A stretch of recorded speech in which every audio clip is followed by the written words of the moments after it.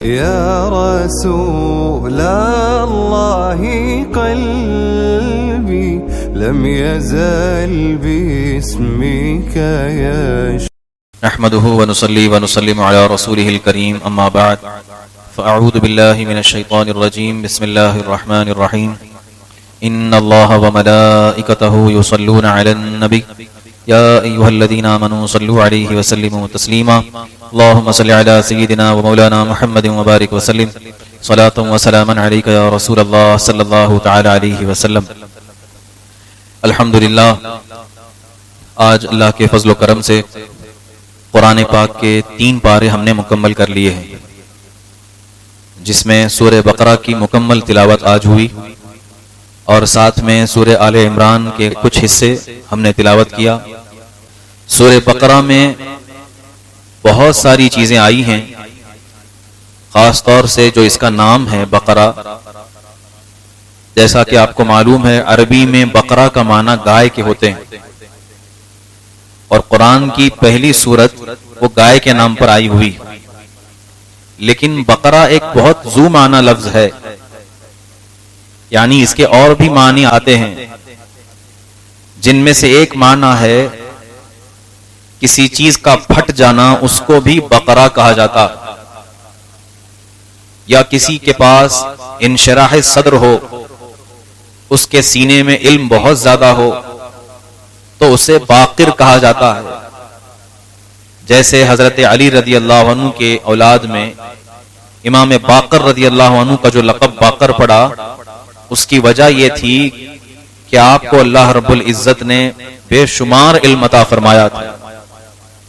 ایک معنی اس کا وضاحت بھی ہے، یعنی کسی چیز کا زیادہ ہونا. مفسرین کرام فرماتے ہیں سورہ بقرہ کا ایک معنی یہ بھی ہو سکتا ہے کیونکہ اس سورت میں جتنی تفصیل کے ساتھ اللہ تبارک و تعالی نے منافقین، مشرکین اور کفار کی وضاحت پیش فرمائی ہے، اس طرح دوسری سورتوں میں نہیں ملتی. تفصیل کے ساتھ مشرکین کے بارے میں بھی آیات ملتی ہیں، اور منافقین کے بارے میں بھی ملتی ہیں، کفار کے بارے میں بھی ملتی ہیں. میں مختصراً آپ کے سامنے ذکر کروں.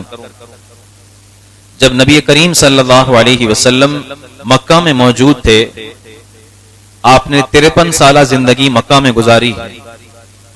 اس وقت مکہ میں صرف 2 ہی گروپس تھے، ایک آپ سے محبت کرنے والا گروپ اور دوسرا آپ کو قتل کرنے کے در پہ ہونے والا گروپ. ایک طبقہ وہ تھا کہ جو حضور صلی اللہ علیہ وسلم پر جان قربان کرنے کے لیے ہمیشہ تیار رہتا، اور دوسرا طبقہ وہ تھا جو نبی کریم صلی اللہ علیہ وسلم کی جان لینے پر مصر تھا. یہ 2 ہی گروپ تھے، لیکن مدینے کا حال کچھ الگ تھا.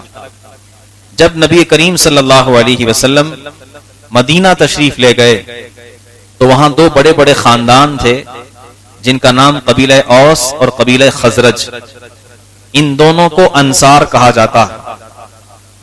یہ مدینے کے آبادی میں زیادہ تر ان کا حصہ تھا. یہودی بھی رہا کرتے تھے لیکن مدینے کے اطراف میں رہتے تھے. خاص طور پر مدینے کے رہنے والے قبیلہ اوس اور قبیلہ خزرج کے لوگ، جن میں سے زیادہ تر لوگ آپ پر ایمان لائے تھے، مسلمان ہو گئے تھے، لیکن کچھ ایسے لوگ بھی تھے جو ایمان نہیں لائے تھے. تو اس طرح مدینے میں 3 گروپ بن گئے تھے، مکہ میں 2 اور مدینے میں 3. کس طرح؟ ایک گروپ تو وہ تھا کہ جو حضور صلی اللہ علیہ وسلم کی بارگاہ میں آیا تو مسلمان ہو گیا، جن کو ہم انصار صحابہ کہتے ہیں. دوسرے یہ یہودی تھے، یہ اپنے ایک الگ گروپ انہوں نے بنایا ہوا تھا، ان کا ایک الگ خاص معاملہ تھا. اور تیسرے وہ لوگ تھے جو بظاہر حضور کے سامنے آتے تو کلمہ پڑھتے، مسلمان ہوتے، لیکن دل سے وہ مسلمان نہیں ہوئے تھے، جن کو منافقین کہا جاتا. مکہ میں جب تک اسلام رہا ہے اسلام کے مخالف صرف کافر رہے ہیں، لیکن جب مدینہ گئے ہیں تو اب چیلنجز بڑھ گئے ہیں. ایک طرف یہودی نصرانی، دوسری طرف منافقین کی شرارتیں.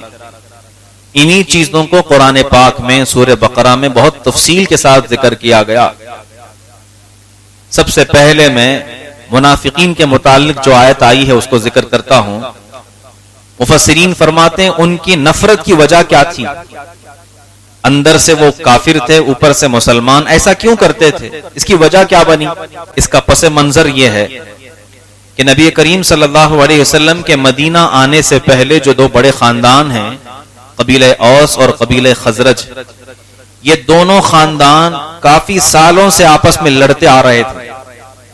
بڑی بڑی جنگیں ان کے درمیان ہوئی، اور حضور کی تشریف آوری سے کچھ ہی دن پہلے ایک بہت بڑی جنگ واقع ہوئی جن میں کئی ہزار لوگ ان کے شہید ہوئے تھے، کئی ہزار لوگ مارے گئے تھے.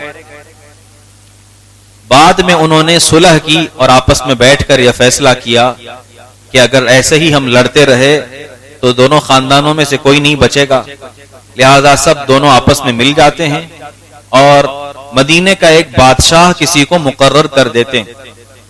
سارے لوگ بات طے کیے اور ان میں سے ایک بڑا عقل مند، سمجھدار، پڑھا لکھا انسان تھا جس کا نام تھا عبداللہ بن ابی. اسے ان کا سردار بنایا گیا اور کہا گیا کہ آج کے بعد یہ ہمارا بادشاہ ہوگا. مدینے کا بادشاہ عبداللہ بن ابی. اس زمانے میں مدینہ نام نہیں تھا بلکہ یثرب تھا. مدینے کا بادشاہ اس کو بنایا گیا، اور آپ جانتے ہیں بادشاہ کے سر پر جو ہے کراؤن رکھا جاتا ہے، تاج رکھا جاتا ہے. وہ تاج بنوانے کے لیے گولڈ کا سونار کے پاس دے بھی دیا گیا کہ اس میں ہیرے جواہرات لگا کر باقاعدہ اس کو بنایا جائے، اور پھر ایک خاص دن عبداللہ بن ابی کے سر پر رکھا جائے اور اسے بادشاہ تسلیم کر دیا جائے. یہ معاملات ابھی چل ہی رہے تھے، تاج پوشی سے پہلے ہی میرے آقا صلی اللہ علیہ وسلم مدینے میں تشریف لائے. اب آپ سمجھ سکتے ہیں کہ جدھر ہمارے آقا کا گزر ہو پھر ساری بادشاہت ماند پڑ جاتی ہے. پھر ایک ہی چہرہ نظر آتا ہے، وہ محمد الرسول اللہ کا چہرہ ہے. سارے مدینے والے نبی کریم صلی اللہ علیہ وسلم کے دیوانے ہو گئے. کثرت سے لوگ آپ کی بارگاہ میں آتے، آپ کے ہاتھ پر بیعت کرتے اور مسلمان ہو جاتے. یہ بات عبداللہ بن ابی اور اس کے ساتھی، اس کے دوستوں کو بہت ناگوار گزری کہ میں بادشاہ بنتے بنتے رہ گیا اور سارے لوگوں کی محبتیں محمد صلی اللہ علیہ وسلم کی طرف ہو گئی. بس وہ بادشاہ بننے ہی والا تھا کہ اس سے قبل رسول پاک تشریف لائے ہیں. اس لیے دل ہی دل میں وہ حضور سے بغض رکھنے لگ گیا اور اس کے ساتھی بھی بغض رکھنے لگ گئے. لیکن کیا کرتا، مدینے کی اکثر آبادی تو حضور کے غلامی میں تھی. زیادہ تر لوگ تو مسلمان ہو چکے ہیں. اگر کچھ خلاف باتیں کرتا تو لوگ مار ڈالتے، ختم کر دیتے، قید کر دیتے. اس لیے اس نے کہا کہ میں بظاہر مسلمان ہو جاتا ہوں، اندر سے کافر ہی رہوں گا. حضور کی محفلوں میں آتا، بیٹھتا، باتیں سنتا، لیکن پھر جب وہاں سے واپس جاتا تو کافروں میں بیٹھ کر مذاق اڑایا کرتا تھا. سورہ بقرہ کی آیت ہے، اللہ فرماتا ہے وَإِذَا لَقُوا الَّذِينَ آمَنُوا قَالُوا آمَنَّا وَإِذَا خَلَوْا إِلَى شَيَاطِينِهِمْ قَالُوا إِنَّا مَعَكُمْ إِنَّمَا نَحْنُ مُسْتَهْزِئُونَ. اللہ فرماتا ہے ان کی طرف اشارہ کرتے ہوئے کہ یہ منافقین جب کبھی مسلمانوں سے ملتے ہیں ان سے کہتے ہیں کہ ہم تمہارے ساتھ ہیں، ہم تمہارے دین پر ایمان لائے ہیں، لیکن جب پلٹ کر کے واپس اپنے کافر دوستوں کے پاس جاتے ہیں تو کہتے ہیں ہم تمہارے ساتھ ہیں، ہم ان کے ساتھ مذاق کر رہے تھے. اللہ اکبر. اور یہ آیت کب نازل ہوئی جانتے ہیں آپ؟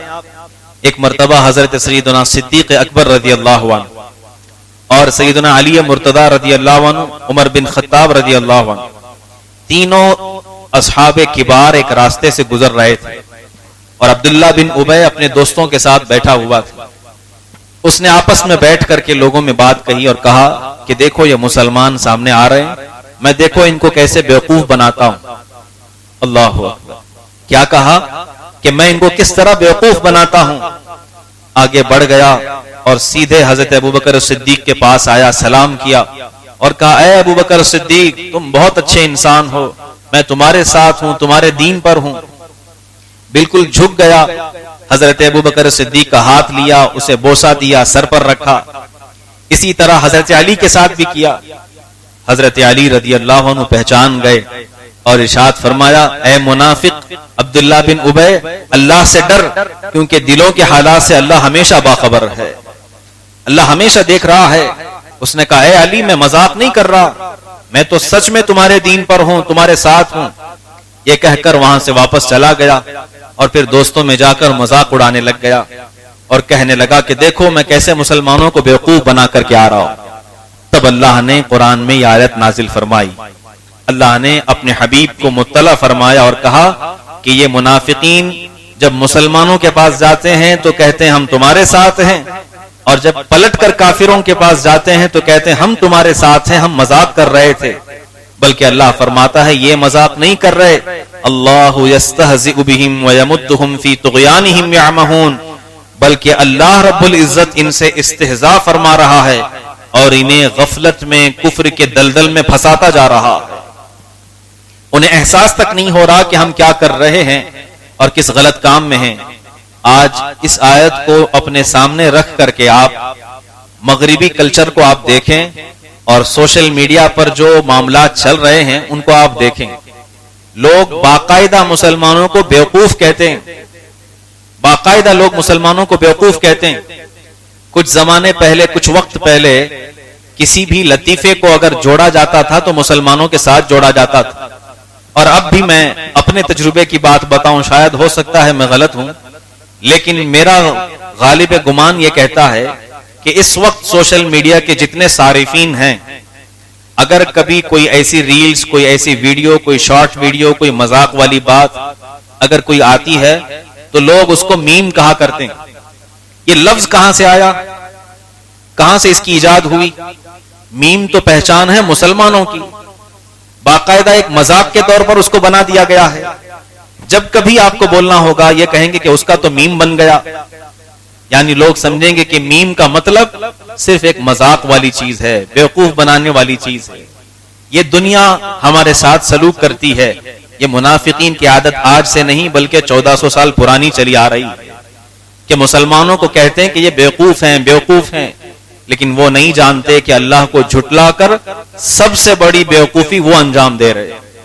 بہرحال منافقوں کے متعلق یہ چیز آئی، اور اس کے علاوہ عیسائیوں کے متعلق آج کے پارے میں آیا۔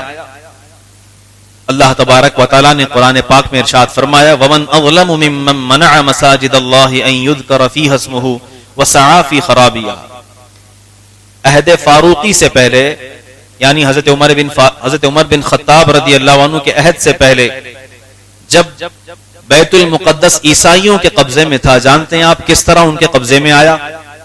بیت المقدس کئی ہزار سالوں سے یہودیوں کے ہاتھ میں تھا، کئی 100 سالوں سے یہودیوں کے ہاتھ میں تھا، اور وہاں وہ اس کی عبادت کرتے، اللہ کی عبادت کرتے۔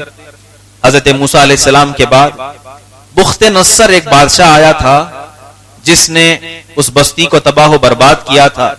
اس کے بعد رومیوں نے، روم کی سلطنت جب وہاں پہنچی، عیسائیوں نے یہاں تک معاملات وہاں پر انجام دیے کہ بیت المقدس جہاں آج مسجد اقصی تعمیر ہے، اس کے اندر گھس کر کے تورات کو انہوں نے جلا دیا تھا، اور باقاعدہ خنزیر کو بیت المقدس کے اندر کاٹا گیا تھا، اس کے خون کو بکھیرا گیا تھا۔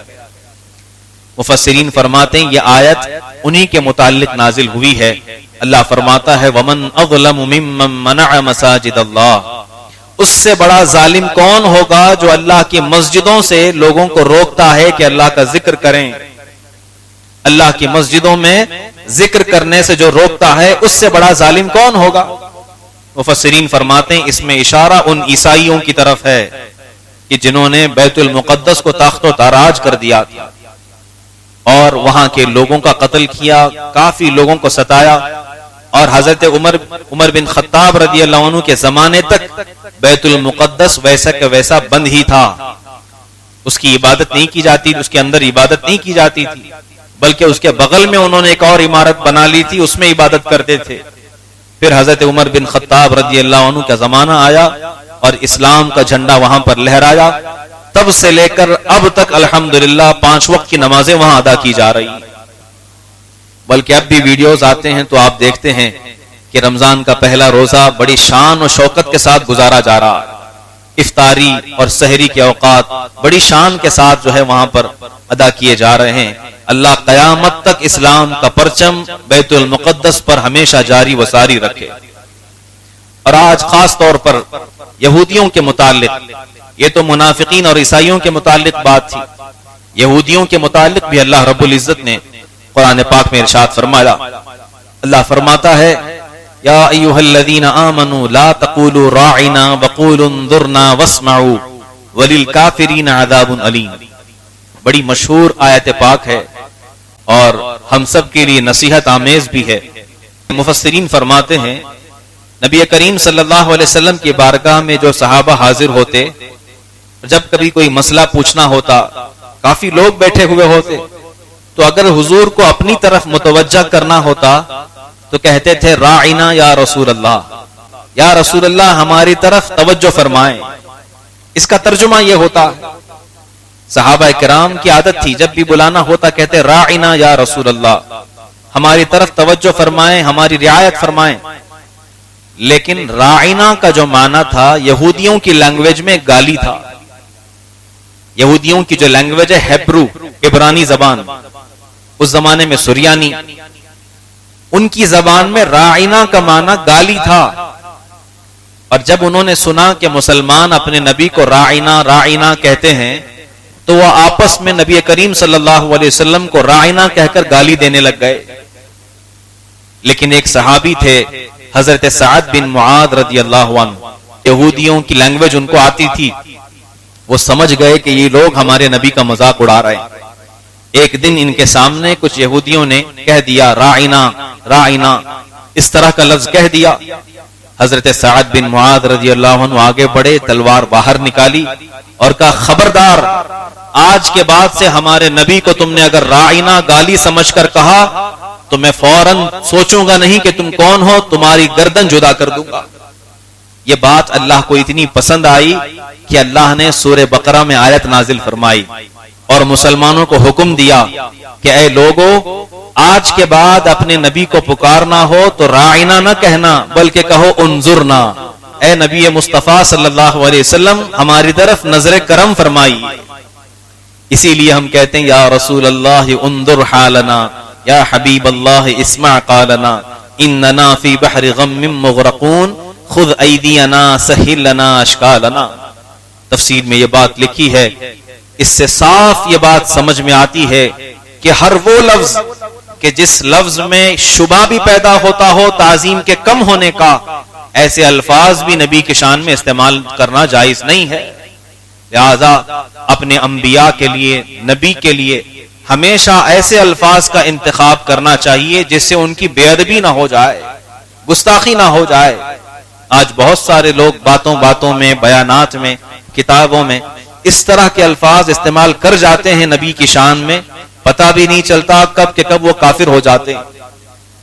بڑی مقدس بارگاہ ہے، اللہ نے صرف اتنی چیز، حالانکہ عربی میں راعنا کا معنی صحیح ہے، کوئی غلط نہیں تھا، وہ تو عبرانی زبان میں اس کا معنی گالی تھا، لیکن اللہ نے وہ بھی پسند نہیں فرمایا کہ عربی زبان میں اس کا صحیح معنی ہے، اس کے باوجود پسند نہیں فرمایا. اللہ نے فرمایا آج کے بعد اپنے نبی کو راعنا نہیں کہنا بلکہ کہنا تو انظرنا کہنا. اسی لیے جب کبھی ہم ہمارے نبی کی بات آتی ہے تو کبھی بھی محمد نہیں کہتے بلکہ ہمیشہ کہتے ہیں حضور، رسول اللہ صلی اللہ علیہ وسلم، رسول مجتبی، مصطفیٰ، خیر الانبیاء، خیر الاذکیاء. یہ سارے الفاظ ہم اس لیے استعمال کرتے ہیں کہ ہماری یہ گندی زبان ان کا نام لینے کے لائق نہیں. بزرگان دین فرماتے ہیں، فارسی کا شعر ہے، مستحضر نہیں ہوں، میں اپنی زبان کو 1000 مرتبہ مشک و عنبر سے دھوؤں اور پھر آپ کا نام لوں تب بھی میں سمجھتا ہوں کہ یہ کمال بے ادبی ہے. اللہ اکبر.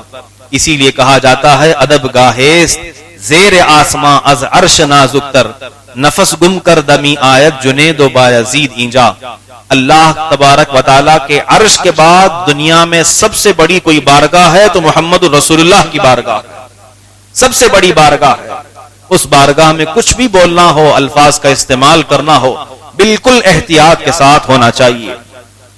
اور یہودیوں کے متعلق اللہ تبارک و تعالیٰ نے قرآن پاک میں ارشاد فرمایا، اللہ فرماتا ہے بئس ما اشتروا به انفسهم ان يكفروا بما انزل الله بغيا ان ينزل الله من فضله على من يشاء من عباده.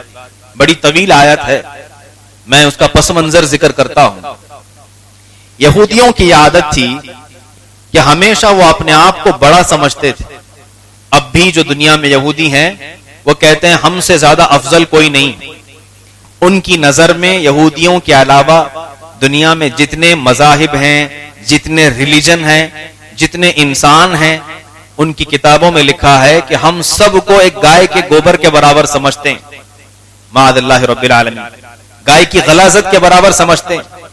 آج یہ ہندوستان والے چیخ چیخ کر کہتے ہیں کہ وی آر وتھ یو، ہم آپ کے ساتھ ہیں.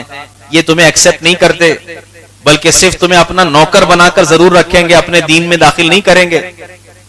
آج کفار و مشرکین یہ سمجھتے ہیں کہ یہ مسلمان دشمنی میں ہمارے دوست ہیں. نہیں، یہودی دنیا میں کسی کو گوارا نہیں کرتے. وہ صرف اور صرف اپنے لوگوں سے پیار کرتے ہیں اور اپنے آپ کو سب سے افضل بتاتے ہیں. قرآن پاک میں اس کے متعلق آیا، وہ کہتے ہیں جب مدینے کے لوگ آ کر کے انہیں کہتے کہ تم کہتے ہو کہ تم اچھے دین پر ہو اور صحیح دین پر ہو تو ہمیں بھی اپنے دین میں داخل کر لو، تو یہودی کہتے کہ نہیں، تم ہمارے دین میں داخل نہیں ہو سکتے. تم ابراہیم کے دین پر کہتے ہو، ابراہیم کے دین پر ہی رہو. ہم یہودی کہتے کہ ہمارے درمیان اللہ کے آخری نبی آئیں گے اور ان کی وجہ سے پوری دنیا میں ہمارا مذہب پھیلے گا. اس کے بعد ہم بڑی طاقت کے ساتھ تم عربوں کے ساتھ جنگ کریں گے. یہ مدینے کے قبیلہ اوس اور خزرج سے وہ کہا کرتے تھے. تو قبیلہ اوس اور خزرج کے لوگ مدینے کے رہنے والے عرب کے لوگ ڈر جاتے تھے، کہتے تھے ہو سکتا ہے کیونکہ بنی اسرائیل وہ قوم ہیں جن میں اللہ نے 70,000 سے زیادہ انبیاء کرام کو پیدا فرمایا. حضرت ابراہیم علیہ السلام کے بیٹے اسحاق علیہ السلام، یہ سب بنی اسحاق ہیں. اسحاق علیہ السلام کی اولاد سے پوری بنی اسرائیل ہے. 70,000 سے زیادہ انبیاء کرام سے بنی اسرائیل کے خاندان میں. تو عرب والے مان جاتے تھے کہ ممکن ہے آخری نبی جو آئیں گے شاید انہی میں سے آئیں گے، کیونکہ عیسیٰ علیہ السلام بھی بنی اسرائیل میں سے ہیں. لوگ مان لیتے.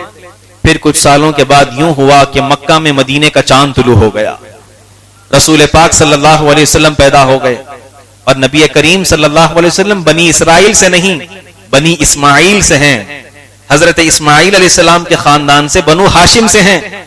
اب مدینے والے جوق در جوق جا کر کے مسلمان ہونے لگ گئے. کچھ لوگ تو اس ڈر سے جانے لگے کہ یہودی کہتے تھے بڑی طاقت میں جنگ کریں گے، چلو ہم پہلے مسلمان ہو جاتے ہیں، ہمارے پاس طاقت زیادہ آ جائے گی اور ہم قابض ہو جائیں گے. یہ سوچ کر کے بھی کچھ مسلمان ہوئے. بہرحال مدینے کے یہودیوں کو مدینے کے لوگ آ کر تانا دینے لگے اور کہنے لگ گئے تم تو کہتے تھے کہ تمہارے خاندان میں آخری نبی آئیں گے، ہم تو دیکھ رہے ہیں کہ نبی آخر الزماں بنو ہاشم سے پیدا ہوئے اور ساری نشانیاں ان کے اندر پائی جا رہی ہیں. اب یہودیوں کی نفرت بڑھ گئی. انہوں نے اپنے لوگوں کو بھیجا کہ ہماری کتاب میں جو نشانیاں ہیں وہ نشانیاں معلوم کریں کہ سچ میں وہ اللہ کے آخری نبی ہیں کہ نہیں. انہیں یہ بات ہضم نہیں ہو رہی تھی کہ ہم دنیا میں سب سے افضل 70,000 انبیاء کرام ہمارے درمیان آئے، پھر محمد صلی اللہ علیہ وسلم کسی اور نبی کی اولاد میں کیسے ہو سکتے. لہٰذا وہ ماننا نہیں چاہ رہے تھے. لیکن جب انہوں نے اپنے جاسوسوں کو بھیجا، اپنے قاصدین کو بھیجا، تو سب نے آ کر کے بتایا واللہ تورات اور انجیل میں جس نبی کے قصے ذکر کیے گئے وہ بخدا وہ یہی محمد مصطفیٰ ہے، انہی کے متعلق ذکر کیا گیا ہے. ساری نشانی ان کے اندر پائی جا رہی ہیں. اس کے باوجود وہ کہتے کہ ہم نہیں مانیں گے، کیونکہ ہمارا تو ماننا یہ تھا کہ ہمارے خاندان میں سے آتے، ہمارے خاندان میں نہیں آئے، اس لیے ہم کبھی نہیں مانیں. اور میں ایک حدیث آپ کے سامنے ذکر کروں جس سے اس بات کی وضاحت اور زیادہ ہو جاتی. حضور صلی اللہ علیہ وسلم کے ازواج مطہرات میں سے ایک زوجہ ہیں حضرت صفیہ رضی اللہ عنہا. حضرت صفیہ کون ہیں جانتے ہیں آپ؟ حضرت صفیہ رضی اللہ عنہا ایک مشہور یہودی عالم دین کی بیٹی. آپ کے اسلام لانے کے بعد آپ نے وہ واقعہ بتایا. ارشاد فرماتی ہیں کہ جب اب میں یہودیہ تھی اس زمانے میں نے میرے باپ کو اور میرے چچا کو گفتگو کرتے ہوئے سنا. کیا گفتگو ہوئی تھی؟ کہتی ہیں کہ ایک رات میرا باپ اور میرا چاچا آپس میں گفتگو کر رہے تھے. باپ کہہ رہا تھا ارے تم نے سنا کہ محمد نام کا ایک نیا شخص آیا ہے, نیا دین لے کر کے آیا ہے, کیا وہ وہی ہے جس کے متعلق ہماری کتابوں میں ملتا ہے؟ تو میرا چاچا کہنے لگ گیا قسم خدا کی وہ آخری نبی وہی ہیں, ساری نشانیاں ان کے اندر پائی جاتی ہیں. پھر میرے چاچا نے پوچھا کہ جب وہ آخری نبی ہیں, ساری علامتیں ان کے اندر پائی جا رہی ہیں, پھر تم کیا ان پر ایمان لانے کا خیال کرتے ہو؟ آگے کا کیا پلان ہے؟ حضرت صفیہ کہتی ہیں کہ میرا باپ کہنے لگ گیا جب تک میرے بدن میں جان رہے گی میں کبھی اس پر ایمان نہیں لاؤں گا اور ہمیشہ ان کے خلاف لڑتا رہوں گا, کیونکہ میرا ماننا تو یہ تھا کہ ہمارے خاندان میں سے آخری نبی آتے اور وہ بنی اسماعیل سے آئے ہیں, لہٰذا میں کبھی ان پر ایمان نہیں لاؤں گا. اسی لیے تو اللہ سورہ بقرہ میں ہی ارشاد فرماتا ہے الذین آتیناہم الکتاب یعرفونہ کما یعرفون ابناءہم وَإِنَّ فَرِيقًا مِّنْهُمْ لَيَكْتُمُونَ الْحَقَّ وَهُمْ يَعْلَمُونَ. اللہ فرماتا ہے یہ یہودی اے محبوب آپ کو اس طرح پہچانتے ہیں جیسے اپنے بیٹوں کو پہچانتے. انسان کبھی اپنے بیٹے کو پہچاننے میں غلطی کر سکتا ہے؟ ہزاروں لاکھوں کا جرم اٹھو, بس بیٹے کی ایک ادا دیکھ لے تو سمجھ میں آ جائے گا کہ یہ میرا بیٹا ہے. اللہ فرماتا ہے یہ یہودی اے محبوب آپ کو اس طرح پہچانتے ہیں جیسے کہ اپنے بیٹوں کو پہچانتے ہیں, لیکن اس کے باوجود اللہ خود فرماتا ہے یہ حق بات کو چھپاتے ہیں جان بوجھ کر, یہ حق بات کو چھپاتے ہیں جان بوجھ کر. انہیں ساری چیزیں معلوم تھی کہ محمد مصطفیٰ صلی اللہ علیہ وسلم آخری نبی ہیں, اس کے باوجود لڑتے رہے اور آج تک ان کی لڑائی ختم نہیں ہوئی, بلکہ جب تک دنیا میں ایک یہودی بھی زندہ رہے گا وہ محمد الرسول اللہ کے امتیوں سے لڑتا رہے گا. آپ حالات نہیں دیکھ رہے, جو حالات آج ہیں وہ صرف نفرت کی بنا پر ہیں, ورنہ کون دنیا میں ایسا ظالم آیا ہے جو 4 ماہ کے بچے, 3 ماہ کے بچے, 1 دن کے بچے کو بم گرا کر کے مار دیتا ہے؟ ایسی کون سی نفرت ہے؟ آخر انسان کا معنی تو یہ ہے کہ رحم دل ہوتا ہے. لفظ انسان انس سے بنا ہے, انس کا معنی ہے رحم دلی کرنے والا. وہ انسان ہی کیا جس کے دل میں انس نہ ہو. یہ وہ لوگ ہیں جنہوں نے انبیاء کرام کو شہید کیا ہے, تو پھر تو امت محمدیہ کے بچوں کی وہ پرواہ بالکل نہیں کریں گے. تفصیل سے آج بہت ساری آیتیں ان کے متعلق آئی ہیں جس میں اللہ تبارک و تعالیٰ نے خاص طور پر ارشاد فرمایا کہ یہودی تمہارے سب سے بڑے دشمن ہیں, اور لاکھ تم کوشش کر لو یہ کبھی تمہارے دین پر نہیں آئیں گے اور نہ تمہیں گوارا کریں گے.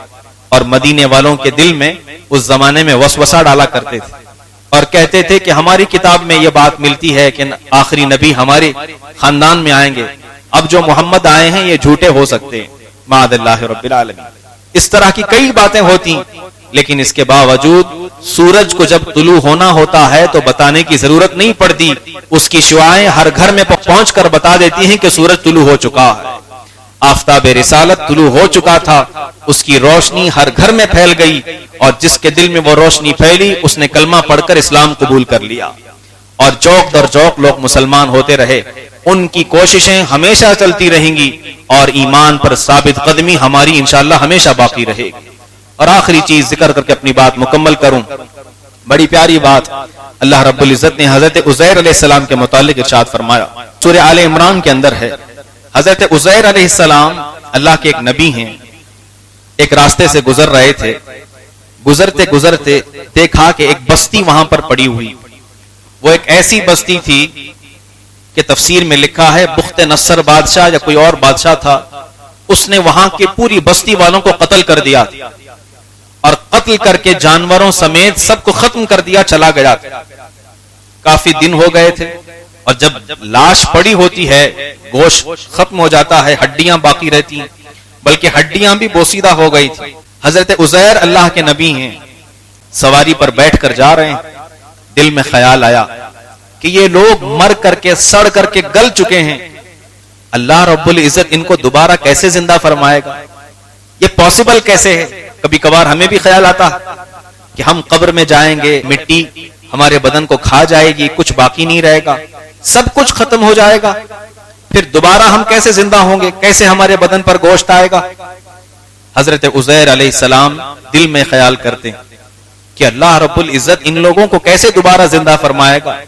اللہ اکبر. قرآن میں اللہ فرماتا ہے اسی وقت اللہ رب العزت نے حضرت عزیر کو موت عطا فرمائی. سلا دیا. فَأَمَاتَهُ اللَّهُ مِئَةَ عَامٍ. کتنے دن کے لیے؟